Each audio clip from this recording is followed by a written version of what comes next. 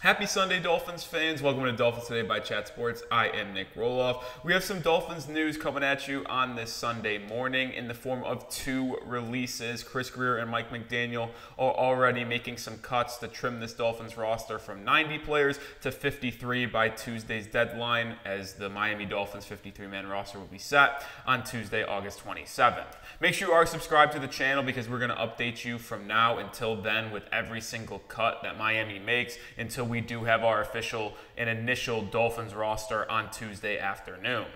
You saw the thumbnail, you saw the headline. Mike White is the first cut that the Dolphins have made. Skylar Thompson ultimately wins the QB2 job in Miami behind Tua Tagovailoa on the depth chart, and this should come to absolutely no surprise. We have documented this QB2 battle very detailed, I should say, in the last 3 weeks or so. We have always labeled Mike White as a cut candidate here on the channel, and I even remember making a video back in July before anyone went to camp and it was still in OTAs and mandatory minicamp, and I said that Mike White is likely going to be cut, not only because he carries a $3.5 million cap hit, which would be nice to get that money into the Dolphins 2024 cap space, but I also just felt like Skylar Thompson was the better quarterback. And we have also admittedly said that Skylar Thompson and Mike White both have looked terrible in the preseason, and I would be okay signing Ryan Tannehill or going out and trading for a different backup quarterback, because I don't think Skylar Thompson or Mike White could do the job that they need to do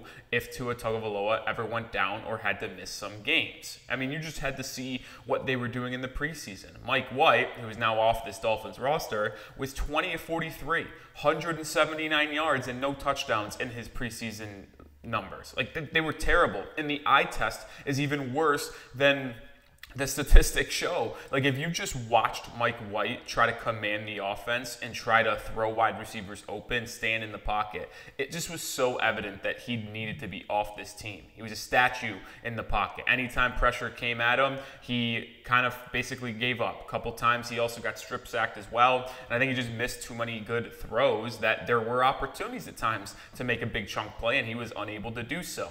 Meanwhile, Skylar Thompson in the preseason went 35 of 61, 350 yards with 3 touchdowns and 2 INTs. Sure, the 2 interceptions were really bad over the middle of the field, where it's kind of like, Skylar, what the heck are you seeing there?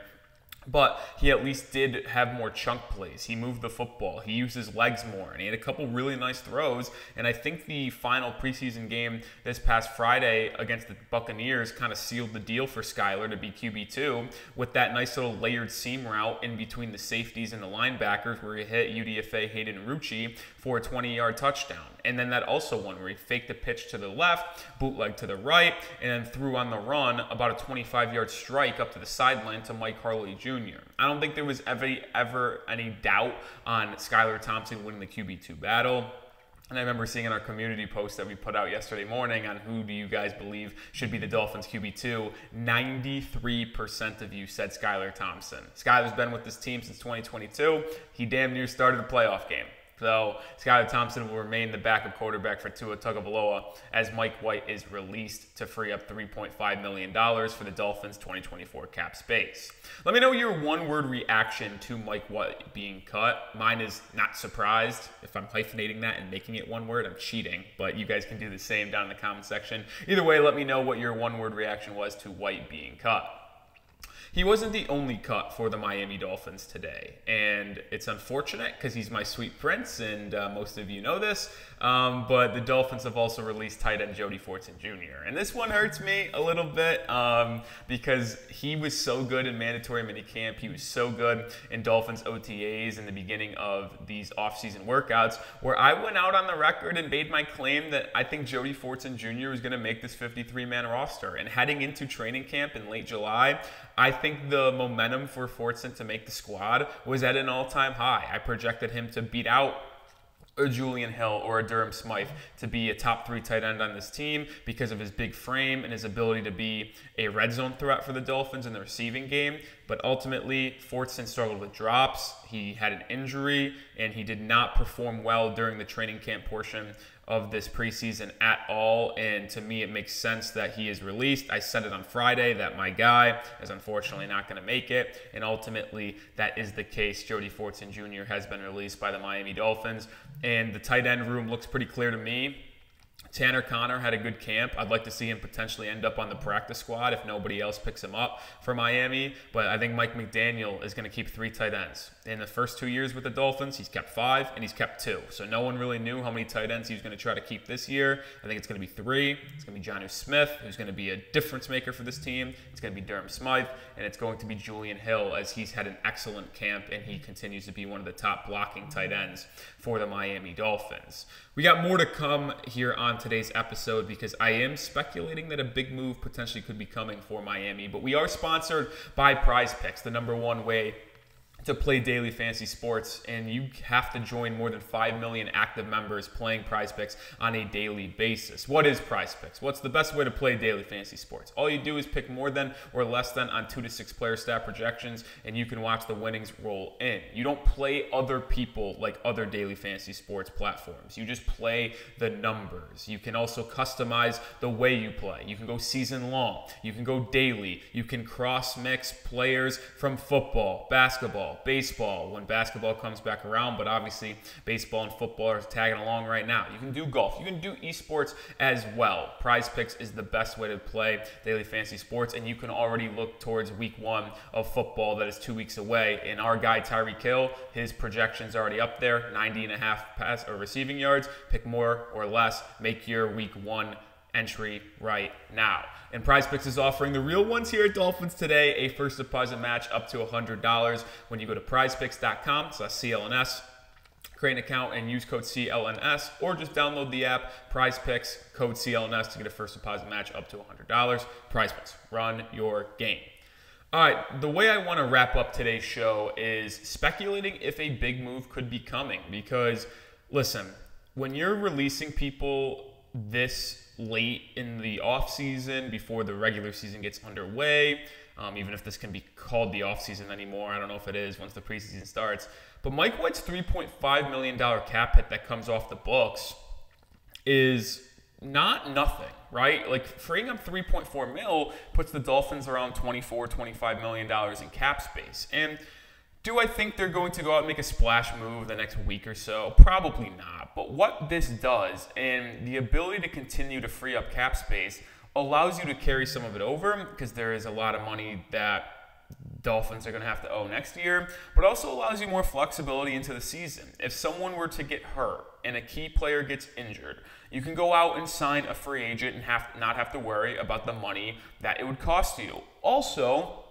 I think more importantly here, you have more flexibility in a potential trade. And I think that is the way I want to look at this, because with $25 million in cap space damn near, like, there's going to be good players that the Miami Dolphins could target at the trade deadline if they feel like they need to add something to this roster or have an injury and need to replace a key starting player, which could be very possible considering this team's injury history.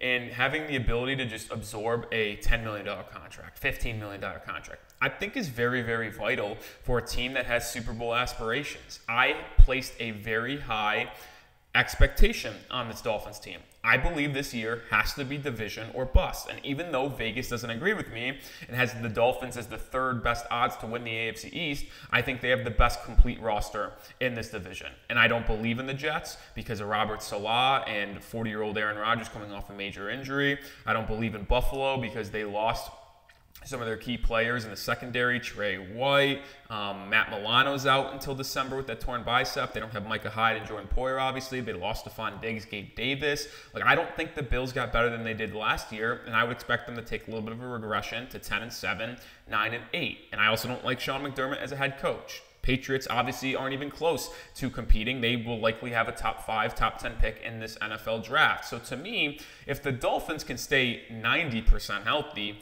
this team is going to win the AFC East, and that is my expectation on them. I would expect them to host a home playoff game in mid-January, and I want them to win at least one playoff game. Those are my expectations this year.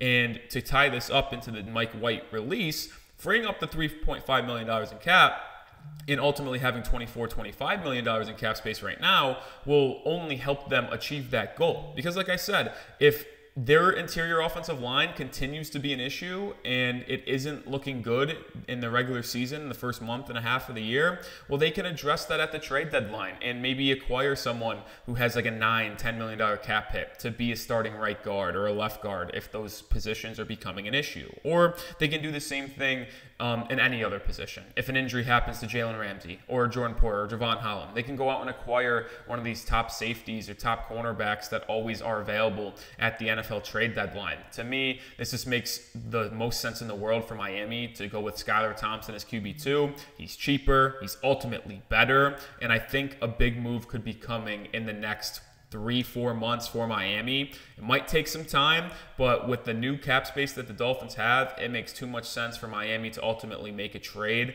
to improve this team whenever they see fit, whether it's because of an injury, whether it's because they just feel like we're one piece away from getting the job done, and they look at it in mid-October before that trade deadline at the end of the month, and they're like, all right, let's go make a splash. I think it's really possible for Miami to make a move like that, and the added cap space can only help. So that's kind of how I'm looking at the situation here on this Dolphins roster. All right, make sure you are subscribed to the channel because we are going to update you on every single Dolphins roster move until Tuesday. There's going to be a lot of them. There's going to be a lot of cuts. Going to be a lot of releases. We'll go through them all, and then on Tuesday we'll have a full 53-man roster to break down, which is going to be fantastic. And we are 2 weeks away to the day. Yes, you heard that correctly. We are exactly 2 weeks away from the Dolphins' first week against the Jacksonville Jaguars at home. So make sure you subscribe and stay along with us because it's going to be a fun 2024 NFL season.